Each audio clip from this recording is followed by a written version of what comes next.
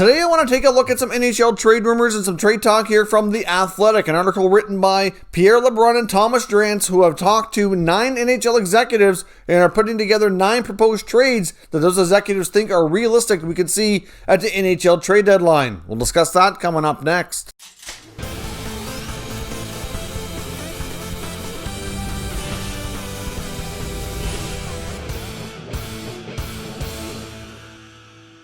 So welcome back to another video here at Top Shelf Hockey. Now, as I mentioned today, we're going to review an article from The Athletic written by Thomas Drance, who normally covers the Canucks, and you have Pierre LeBrun, who's a national writer, also works for TSN as an NHL insider. As I mentioned, they've had some discussions here and talked to several NHL executives and asked them for their proposed trades they feel are likely to happen ahead of the NHL trade deadline. And many of these trades that was discussed in the article I found quite interesting and wanted to put up for discussion here with the viewers to see what everybody thinks, and you can give me your comments, your thoughts, make your own mock trades down below, and we'll discuss further to see what we feel is most realistic here. And of course, I'll give you my thoughts on these as well. Now, one interesting tidbit I want to start with here is the New Jersey Devils and forward Kyle Palmieri. Now, LeBrun also mentioned on TSN Insider Trading yesterday that he feels that there's a bigger chance now that Palmieri gets traded than earlier this month when he was first being mentioned in NHL trade circles here, given the fact that the Devils and his camp have discussed contract on an extension,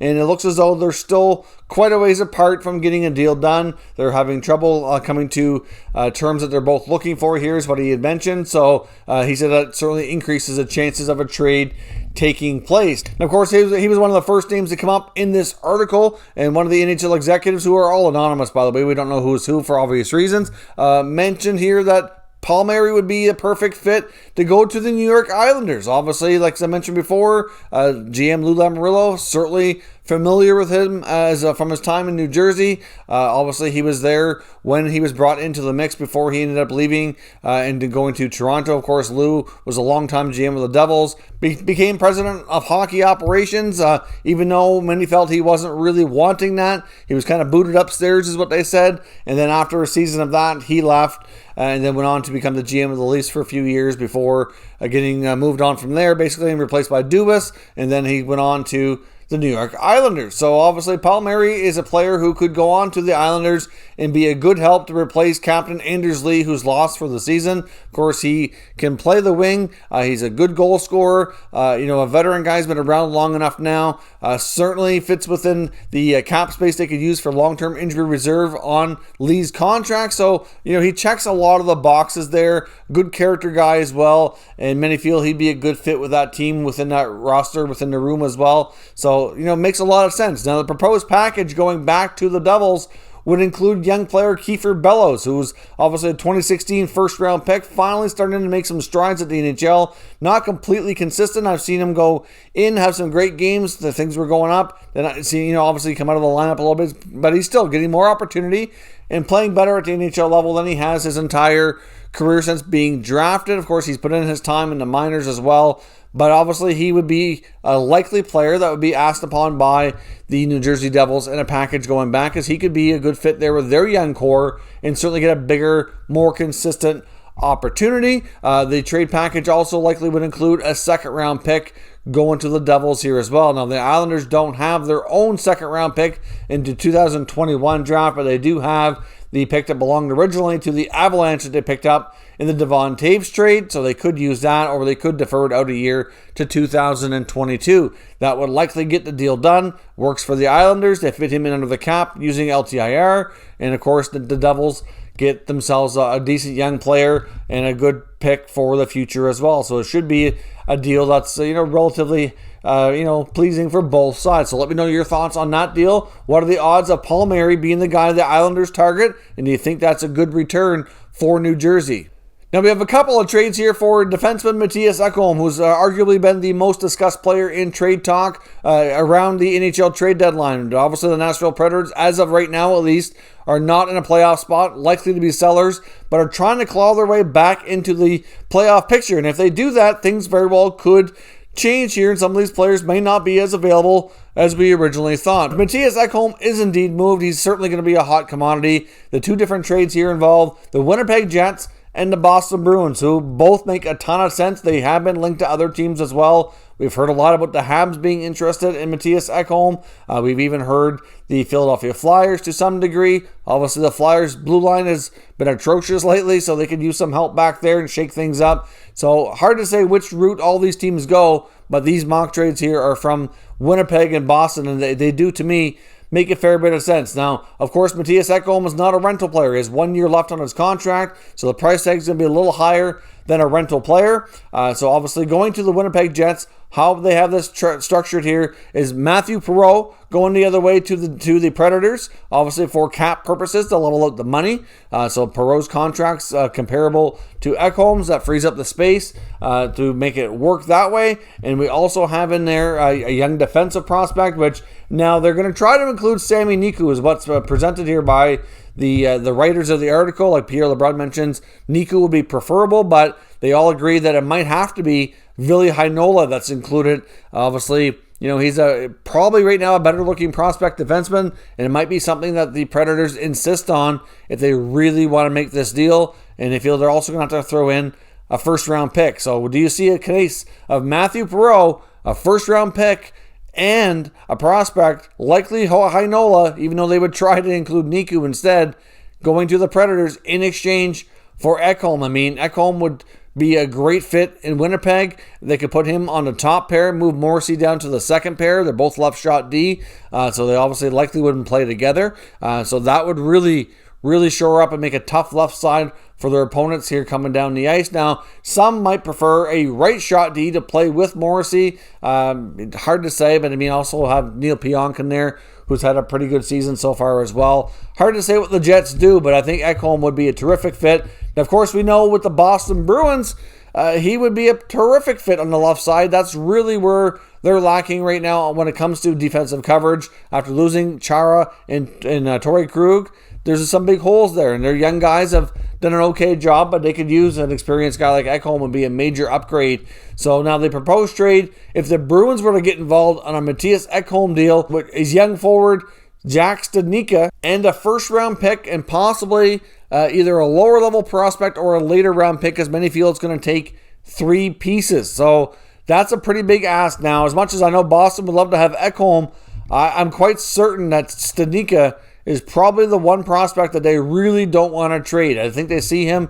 as being a big piece of their future. Obviously, we have a lot of their top players are getting up there a little bit, and you have to start preparing for the future, ideally now, so that they don't end up in a situation where they end up really weakened when guys like Patrice Bergeron and Brad Marchand either start to really slow down more or get to that retirement phase. I mean, hard to say what the future holds for David Krejci. He's a pending free agent. Is he going to stick around? Can they sign him to a cheaper contract? How's that going to work? We don't know. Studnicka is a guy who can play center as well. So, to me, as much as they would like to have that left side D like Ekholm, I just don't know they would pull the trigger with Studnicka being included. They would probably push for a different player, maybe a John Beecher, and I'm not sure that's going to get the deal done when it comes to Nashville. So we'll see what happens there. I think the Jets would likely have a better shot here when it comes to both of these mock trades talked about in the article. But outside of that, I also do think, as I mentioned, that teams like Montreal and Philadelphia would have great shots as well. I mean, in the case of the Flyers, they could possibly include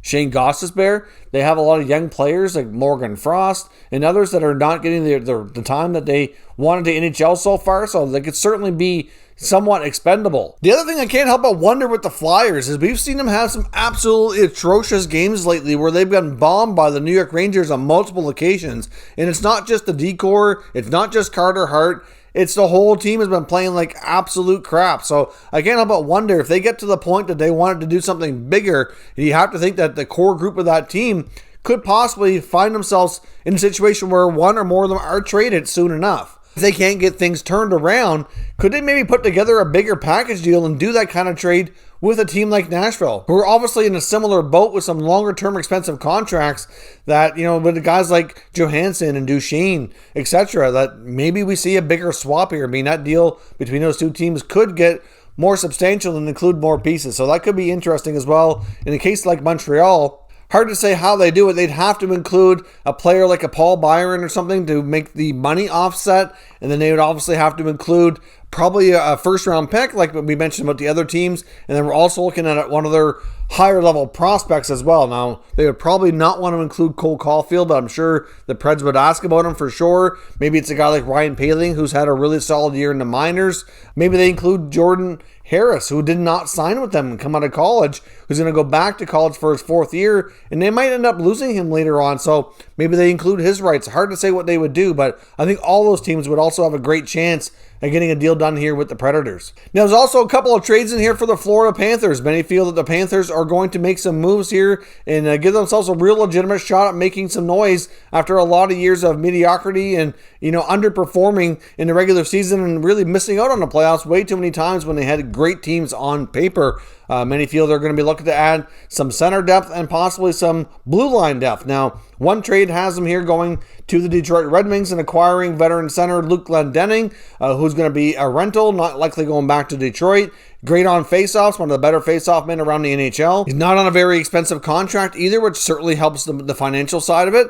You could probably get him for a second-round pick. So obviously that's one of the trades mentioned here. And it also talks about going to Columbus and acquiring David Savard. Now, David Savard would probably be a great guy to put out there with a guy like Aaron Ekblad, or you can play in your top four. He's certainly pretty solid at both ends of the ice, can chip in offensively, decent in his own end, pending UFA. You don't have to commit to him long term. The mock trade in the article has a prospect and a third round pick going. I wonder if the Panthers would want to move on from a guy like Henrik Borgstrom, who just never really worked out there in Florida. Still a guy with a lot of talent, had a great college career, and just for whatever reason, the Panthers just have not been able to get him to be a consistent player for them. He hasn't played for them this year, and he wants a change of scenery and very well could benefit from going to a team like the Jackets. Now, another trade mentioned in this article, of course, is the Colorado Avalanche. We know they're likely going to maybe dip back into the goaltending market if Jonas Johansson does not work out for them, and so far in the brief appearance that he's made has not looked good.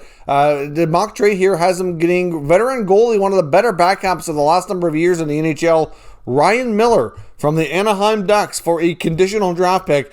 Maybe a pick that could be like a fourth rounder, conditional upgrade to like a third, assuming that the conditions would be probably depending on how much he plays or how far the Avalanche go in the playoffs, like those types of conditions. So Ryan Miller to the Avalanche really would make a lot of sense. He could be that veteran guy, could be a good mentor for Grubauer he'll win in the playoffs, and a guy is calm, and even though he's older, he can still play at a good level, and he's been around the league a long time, has tons of experience, and could really benefit the Avalanche to have that level of experience there. So to me, that's a trade that makes a lot of sense. Then, of course, you also have a situation where they have Mikael Granlund going to the Toronto Maple Leafs. Now, of course, Granlund appears to be the guy they're zeroing in on, according to many NHL insiders, and we'll find out soon enough here if that's right. I mean, he can play center, but he mostly plays on the wing, and they have him going to the Leafs for Alexander Kerfoot and Philip Hallander. Now, you might find that to be a steep price if you're a Leaf fan, but essentially,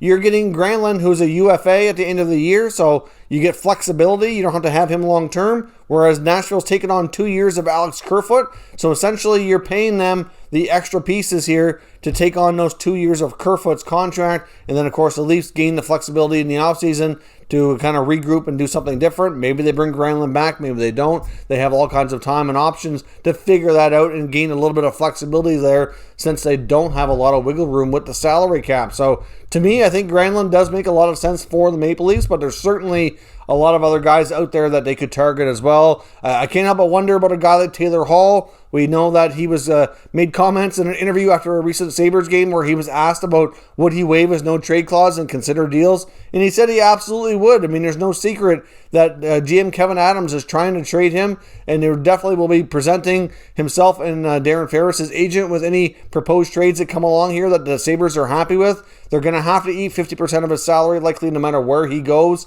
and it's just a matter of who makes a good offer. But many feel that Taylor Hall is not going to generate a first-round pick like he has in the past, and is likely going to be, maybe a second-rounder and a prospect is going to possibly be what happens there. Now, for a team like the Leafs, for example, to pick up a guy like Hall, though, the Sabres would have to take some money back, and it just depends if they'd be willing to do that. I'm not sure if they'd be interested in a guy like Kerfoot or somebody else on the roster here. They would have to move out money to make that work. It's going to be tricky, but we know Dubas is pretty good at maneuvering around the cap, and we'll see what happens. But right now, many feel that Granlund is the player they're targeting, so we'll see what happens. So let me know your thoughts on all these mock trades down in the comments, and we will discuss further. If you're new to the channel, consider subscribing and turning on your notifications so you don't miss any future content, and give this video a thumbs up if you enjoyed it. I'd appreciate it if you did. As always, thank you for watching, and I'll catch you next time.